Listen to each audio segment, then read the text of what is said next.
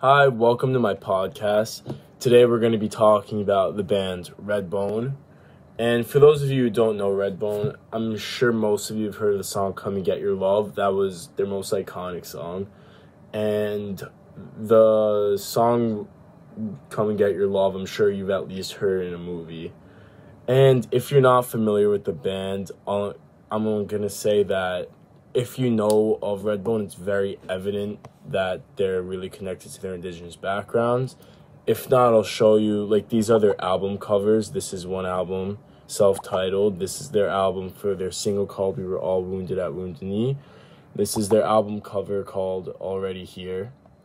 This is, their signature style. And these are the types of outfits they would wear while they were performing. So it's pretty evident that they're all from indigenous backgrounds. So today I'm going to be talking about the band, their song We Were All Wounded at Wounded Knee, and the story of that song. So let's get into it. So Redbone was a funk rock band founded by brothers Pat and Lolly Vegas, who were from California, but they're of Yaqui and Shoshone descent. And they also have a Mexican heritage. So Yaqui is a tribe indigenous to the western coast of Mexico, and Shoshone is a tribe that is indigenous to southeastern California, across central eastern Nevada, and northwestern Utah, southern Idaho, and western Wyoming, according to the editors of the Encyclopedia Britannica. So the word Redbone is actually Cajun slang for a person of mixed race, and Pat and Lolly started this name for their duo because they thought it's something that described them perfectly, and they got the idea from guitar legend Jimi Hendrix, who also claims to be of indigenous descent. And then they met Tony Bellamy, who is also of Yaqui descent, while collaborating with him on someone else's album. And then the trio, all they needed was a drummer, so they met Pete DePoe, who's a Southern Cheyenne, Turtle Mountain, Chippewa, and Rogue River descent, according to the official Redbone website. So the band was complete, and although they made a lot of hits, as I said before, today we're just describing on We Were All Wounded at Wounded Knee. So the song We Were All Wounded at Wounded Knee is about the tragic massacre of 1890, also called the Wounded Knee Massacre. And the funk rock band recorded We Were All Wounded at Wounded Knee to describe the events and to call out the government for their horrendous acts. And that's pretty evident in the lyrics. But the massacre of 1890, for those who don't know about it, was when American troops, specifically the 7th Cavalry, took out 150 to 300 Lakota natives in Wounded Knee Creek in South Dakota, which is, here's a map. So, according to Miles Hudson, indigenous people sometimes met the occupation of their land with violence in order to defend their land. He then goes on to describe how the Lakota were notorious for doing so, and were told that if they stayed on their 60 million acre reservation and stopped attacking settlers, they would be given resources.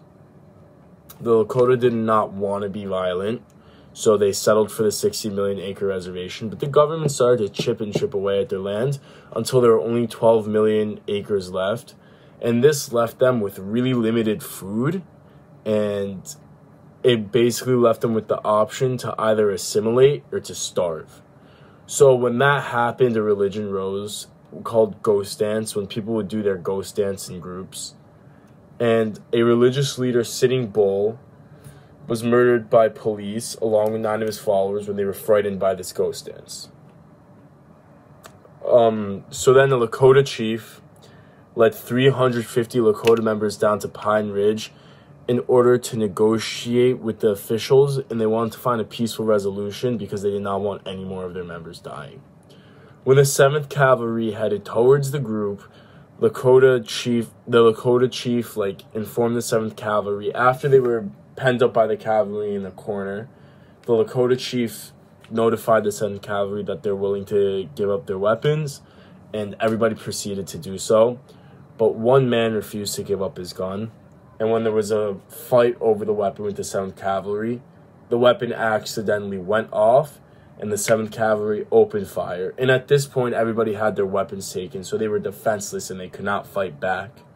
So, again, around 150 to 300 are estimated to have died that day.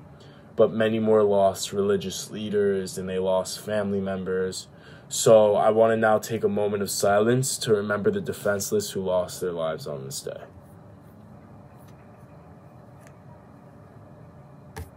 Thank you. Now I'm gonna play for you a little snippet of the song, and we're gonna dive into the lyrics. You and me, in the name of manifest destiny. You and me, you and me. So the song's chorus starts off by saying, "We were all wounded at Wounded Knee, you and me, in the name of manifest destiny." So this is clearly referring to the Wounded Knee Massacre. And for those of you who don't know what manifest destiny is, it was the colonists believed they had a God-given right to take over North America from the Atlantic Ocean to the Pacific Ocean. So this God-given right that they believed to have drove them to take the land by any means necessary. The verse then goes on to say, "They made us promises, but always broke their word. They penned us in like buffalo, drove us like a herd, and finally on the reservation, we were going for our preservation. We were all wiped out by the 7th Cavalry, you and me." I think this is really evident that this is talking about the massacre of 1890. And you can really tell in the lyrics, especially like, "We were going for our preservation, we were wiped out by the 7th Cavalry." And then their last verse was, "Now we make our promises, we won't break our word. We'll sing out our story till the truth is heard. There's a whole new generation which will dream of veneration, who are not wiped out by the 7th Cavalry, you and me." So a lot of indigenous people, in order to contribute to indigenous resistance, they think storytelling is a really good way to educate and like spread their stories. So I actually read about this in the book Dancing on Our Turtles' Backs by Leon Simpsone, and she discusses the importance of storytelling towards indigenous resurgence on pages 33 to 35.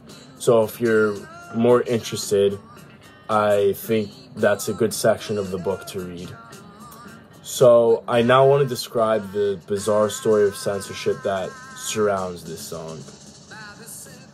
So in 2008, their drummer Pete DePoe was interviewed by Chris Stabler, and he was asked if they thought the song was censored. And he responded by saying, yes, it was censored.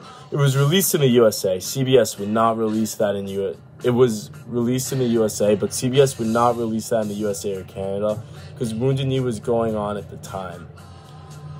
And he said the government wouldn't allow that. So if you're wondering what he's talking about, let me explain. Epic Records, owned by CBS, was the record company of Redbone, and they refused to release the song in the United States or Canada because they felt it was going to be a career killer. The record company, as a favor to Pat, printed 500 copies of the song, but told him that they will not be distributing it, and if he wants to distribute it, he's not allowed to distribute it in the United States or Canada. So, Pat walked around the continent of Europe and hand-delivered the copies to radio stations, and it became a #1 hit. But it was still not allowed to be released in the United States, even though it was a #1 hit in Europe. Then in 2003, the song was released along with Redbone's studio album, but the song seemed almost unknown, even though their album was really popular. This is because so many radio stations refused to play the song because they feared government opposal. So that's the end of the story. Thank you so much for listening to my podcast, and I hope you found this subject interesting. Bye.